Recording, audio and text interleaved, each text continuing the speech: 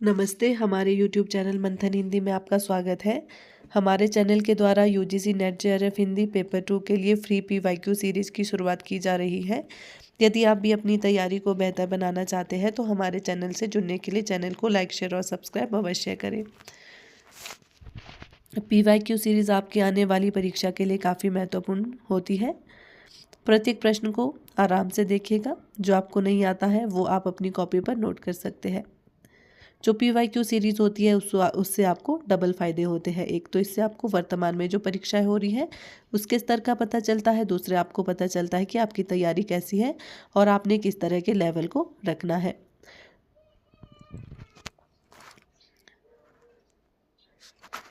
आइए शुरुआत करते हैं पहले प्रश्न से। पहला प्रश्न है, चंद बरदाई ने पृथ्वीराज रासो में निम्नलिखित में से मुख्यतः किस छंद का प्रयोग किया है? विकल्प ए अरिल, विकल्प बी पधड़िया, विकल्प सी कवित, विकल्प डी सवैया। सही विकल्प का चयन करना है। सही विकल्प होगा ऑप्शन सी कवित।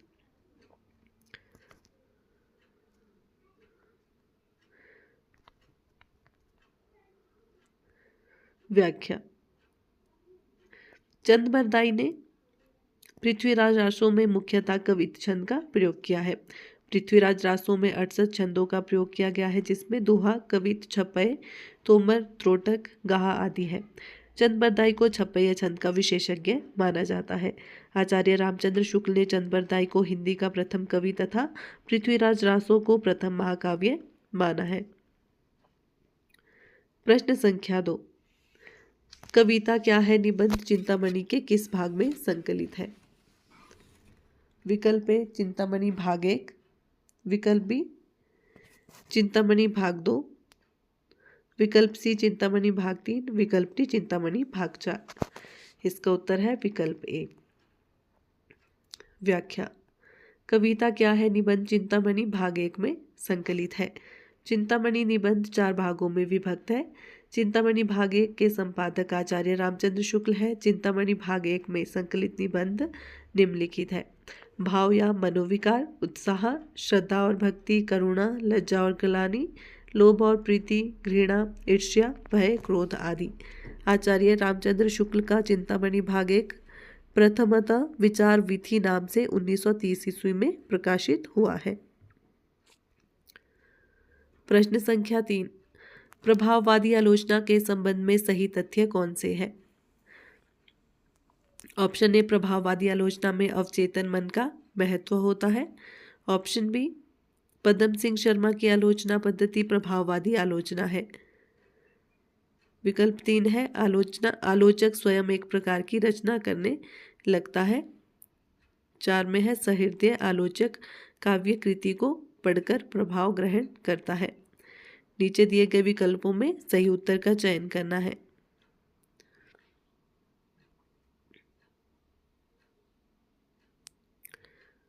इसका सही उत्तर होगा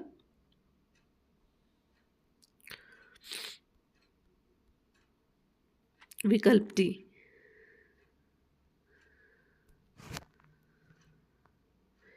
पद्म सिंह शर्मा की आलोचना पद्धति प्रभाववादी आलोचना है तथा सहृदय आलोचक काव्य कृति को पढ़कर प्रभाव ग्रहण करता है। यह तथ्य प्रभाववादी आलोचना के संबंध में सही है। प्रभाववादी या आत्म प्रधान आलोचना के प्रमुख तथ्य निम्नलिखित है: भावुकता का महत्व, विषय वस्तु की अपेक्षा, भाव की प्रधानता।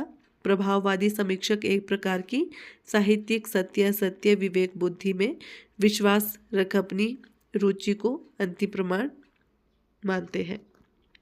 पद्म सिंह शर्मा तथा शांतिप्रिय द्विवेदी हिंदी के प्रमुख प्रभाववादी समीक्षक हैं। अगला प्रश्न है, निम्नलिखित में से कौन चंदनबाला रास के रचयिता है?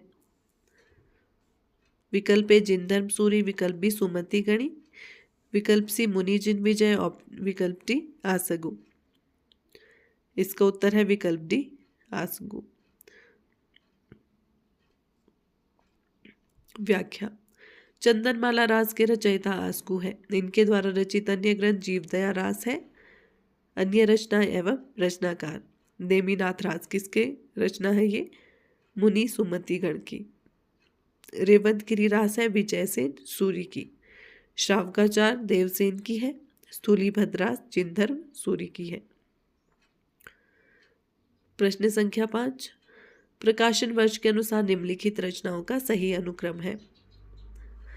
मध्यकालीन बोध का स्वरूप, हिंदी साहित्य का आदिकाल, कबीर, हिंदी साहित्य की भूमिका। प्रकाशन वर्ष के साथ सही विकल्प का चयन करना है।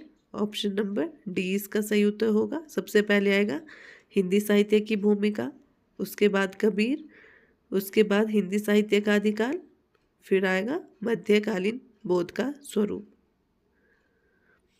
जो हिंदी साहित्य की भूमिका है इसका प्रकाशन वर्ष 1940 है, कबीर का 1941 है, हिंदी साहित्य का आदिकाल 1952, मध्यकालीन बोध का स्वरूप 1970 ईस्वी।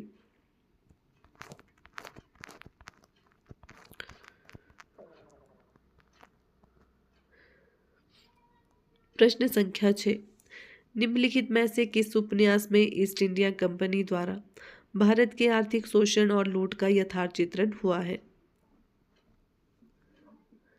विकल्प ए वामा शिक्षक, विकल्प बी परीक्षा गुरु, विकल्प सी नूतन ब्रह्मचारी, विकल्प डी श्यामा स्वप्न। किस उपन्यास में ईस्ट इंडिया कंपनी द्वारा भारत के आर्थिक शोषण और लूट का यथार्थ चित्रण हुआ है? परीक्षा गुरु उपन्यास में। ऑप्शन बी इसका सही उत्तर होगा। व्याख्या। परीक्षा गुरु उपन्यास में ईस्ट इंडिया कंपनी द्वारा भारत के आर्थिक शोषण और लूट का यथार्थ चित्रण हुआ है। परीक्षा गुरु 1882 ईस्वी। उपन्यास के लेखक श्रीनिवास दास है। आचार्य रामचंद्र शुक्ल ने परीक्षा गुरु को अंग्रेजी के ढंग का हिंदी का पहला मौलिक उपन्यास माना है। प्रश्न संख्या 7, हाय रुक गया यही संसार, बना सिंदूर अनल अंगार, वात हतलती का वह सुकुमार, पड़ी है चिन्नाधार, इस काव्यांश का प्रतिपाद्य है?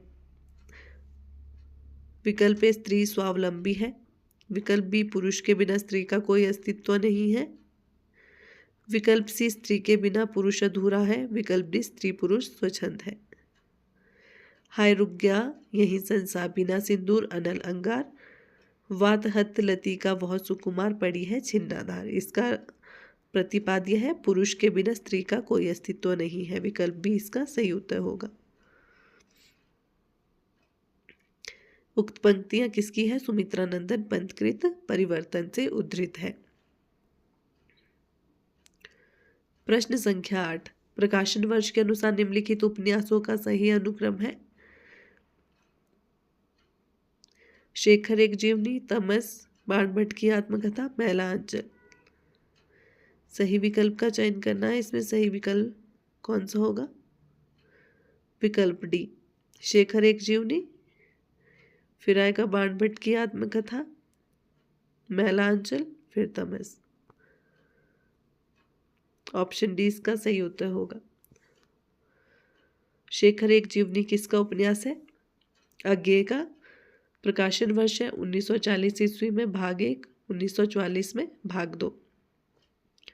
बाणभट्ट की आत्मकथा के उपन्यासकार है हजारी प्रसाद द्विवेदी, इसका प्रकाशन वर्ष है 1946 ईस्वी। मैला अंचल का के उपन्यासकार है फणीश्वर नाथ रेणु और प्रकाशन वर्ष है 1954 ईस्वी। तमस उपन्यास के उपन्यासकार है भीष्म साहनी और प्रकाशन वर्ष है 1973 ईस्वी।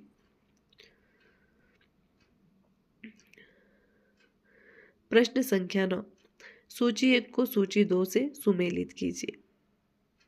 प्लेटो, the great tradition, Wimsatt, WK, Ian,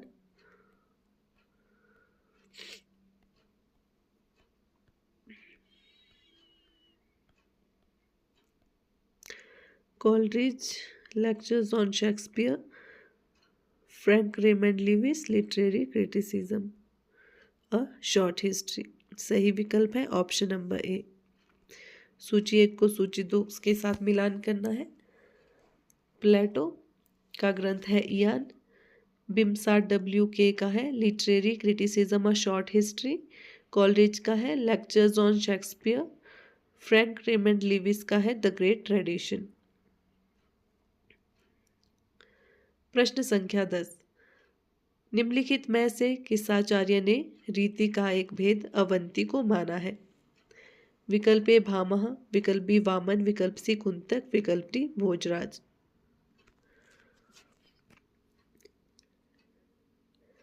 इसका उत्तर होगा विकल्प डी भोजराज। व्याख्या। आचार्य भोजराज ने रीति का एक भेद अवंती को माना है।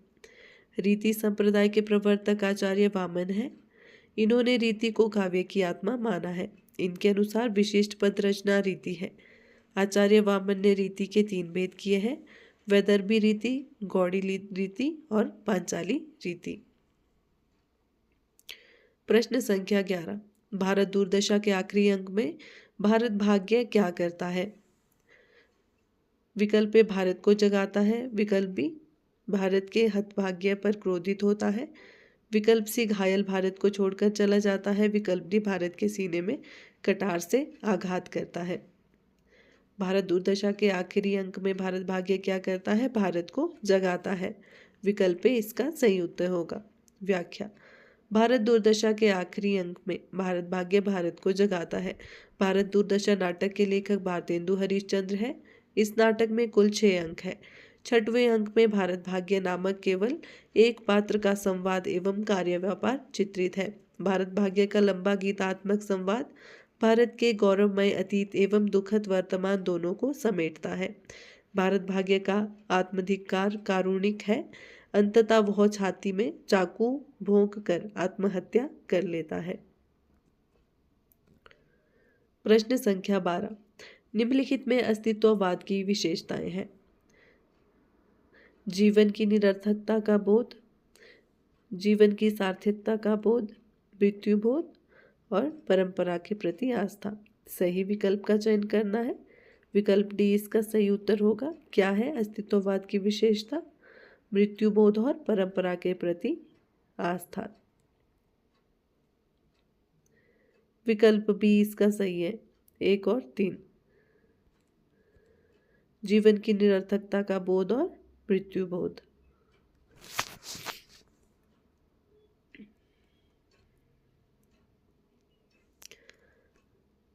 अगला प्रश्न है, सुंदरता का आलोक स्रोत है, फूट पड़ा मेरे मन में, जिससे नवजीवन का प्रभात होगा फिर जग में आंगन में, जग के आंगन में।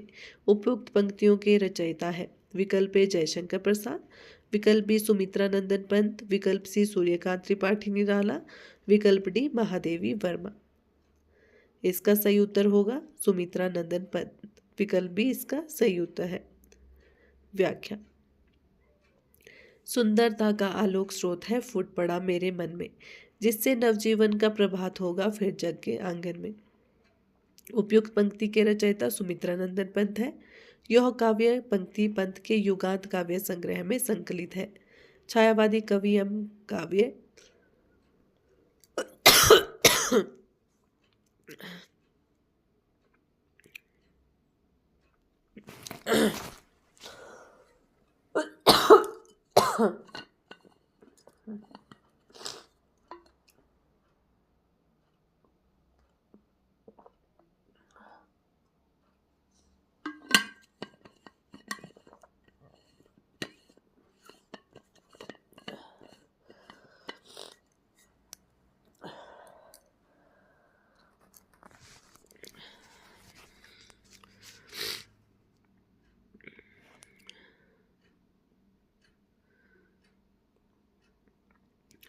छायावादी कवि एवं काव्य पंक्तियां निम्न है।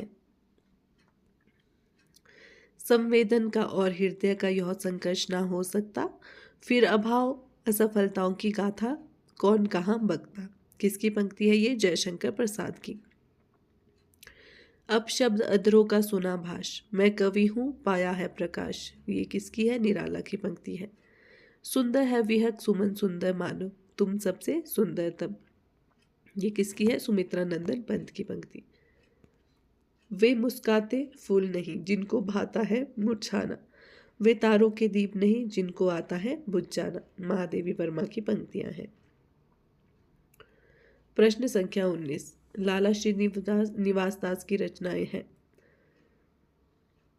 प्रहलाद चरित, रणधीर एवं प्रेम मोहिनी, नियम निर्घोष, कीर्ति केतु। सही विकल्प होगा ऑप्शन ए 1 और 2, प्रहलाद चरित और रणधीर और प्रेम मोहिनी। प्रहलाद चरित तथा रणधीर प्रेम मोहिनी लाला श्रीनिवास दास की रचनाएं हैं। लाला श्रीनिवास हिंदी के उपन्यासकार तथा नाटककार थे। 1882 ईस्वी प्रकाशित इनके उपन्यास परीक्षा गुरु को आचार्य रामचंद्र शुक्ल ने अंग्रेजी ढंग का पहला उपन्यास कहा।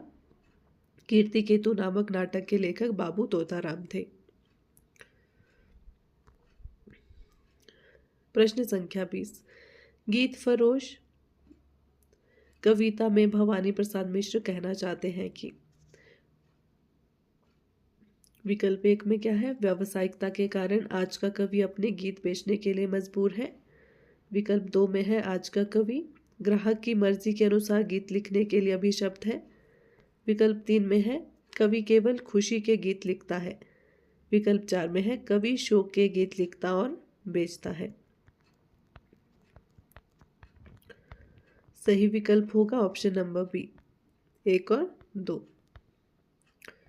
व्याख्या। गीत फरोश कविता में भवानी प्रसाद मिश्र कहना चाहते हैं कि व्यावसायिकता के कारण आज का कवि अपने गीत बेचने के लिए मजबूर है तथा आज का कवि ग्राहक की मर्जी के अनुसार गीत लिखने के लिए अभिशप्त है। भवानी प्रसाद मिश्र दूसरे सप्तक 1951 ईस्वी के कवि हैं। इनके प्रमुख संग्रह है काव्य संग्रह है परिवर्तन जी 1976, चकित है दुख 1968, इदम नामम 1977, अंधेरी कविताएं 1968, त्रिकाल संध्या 1978, गांधी पंचशती 1969, बुनी हुई रस्सी 1971 आदि।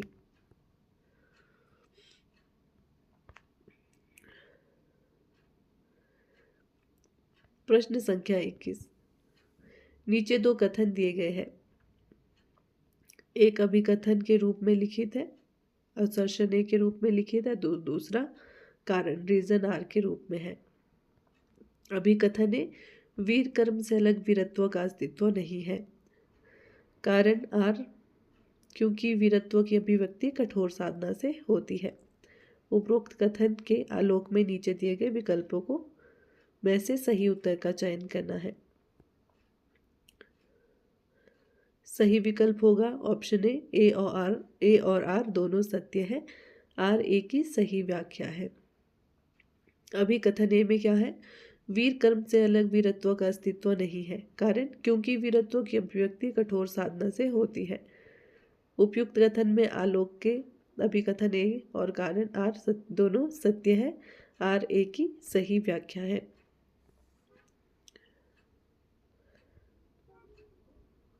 प्रश्न संख्या 22, किसी वस्तु के प्रत्यक्ष ज्ञान या भावना से हमारी अपनी सत्ता के क्रोध का जितना ही अधिक तिरोभाव और हमारे मन की उस वस्तु के रूप में जितनी ही पूर्ण परिणति होगी उतनी ही बढ़ी हुई हमारी सौंदर्य की अनुभूति कही जाएगी। यह कथन किसका है? इसका उत्तर है विकल्प सी, आचार्य रामचंद्र शुक्ल। किसी वस्तु के प्रत्यक्ष ज्ञान या भावना से हमारी अपनी सत्ता के क्रोध का जितना ही अधिक तिरोभाव और हमारे मन की उस वस्तु के रूप में जितनी ही पूर्ण परिणति होगी उतनी ही बढ़ी हुई हमारी सौंदर्य की अनुभूति कही जाएगी।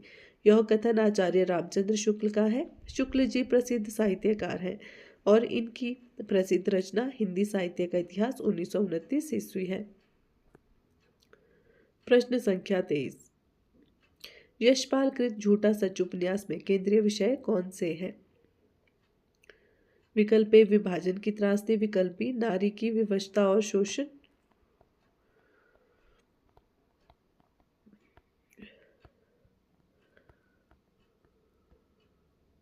विकल्प सी, सांप्रदायिक दंगों की भयावहता। विकल्प डी, भारत छोड़ो आंदोलन। नीचे दिए गए विकल्पों को सही उत्तर का चयन करना है। विकल्प बी इसका सही उत्तर है 1 और 3। यशपाल कृत झूठा सच उपन्यास के केंद्रीय विषय सांप्रदायिक दंगों की भयावहता तथा विभाजन की त्रासदी है। झूठा सच 2 भागों में प्रकाशित उपन्यास है। प्रथम भाग 1958 ईस्वी का, नाम वतन और देश। दूसरा भाग 1960 का, नाम देश का भविष्य। यशपाल प्रगतिवादी या मार्क्सवादी विचारधारा के उपन्यासकार है। इनके प्रमुख उपन्यास है दादा कॉमरेड 1941, देशद्रोही 1943, दिव्या 1945, पार्टी कॉमरेड 1946, मनुष्य के रूप 1949 आदि। अगला प्रश्न है, सूची 1 को सूची 2 से सुमेलित कीजिए। सूची 1 में है मिलन के पल केवल 2-4, विरह के कल्प अपार।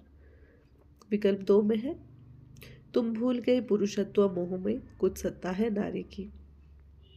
सिंधु की निसीमता पर लघु, लहर का लास कैसा, दीप लघु सिर पर धरे, आलोक का प्रकाश आकाश कैसा। डी में है उपल वृष्टि हुई तम छा गया, पट गई मही कंकर पात से।